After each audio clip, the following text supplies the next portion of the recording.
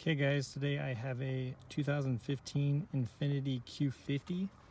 Removing the airbag to get to the steering wheel, and it's kind of hard to figure out, but I finally did figure it out. I did have to cut around this just to see what the heck was going on, because I had no idea how to do it. There's not really any videos on how to do it.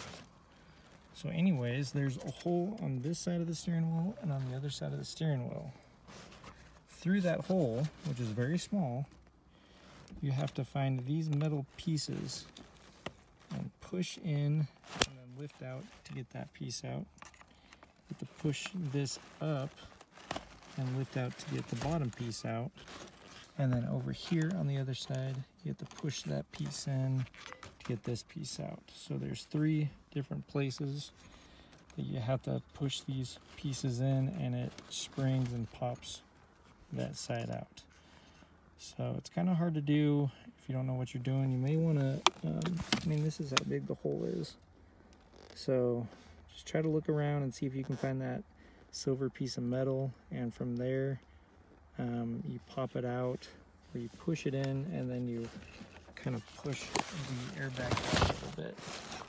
And it should pop out like that, and then pop out like that, and then pop out like that, and that's how you do it.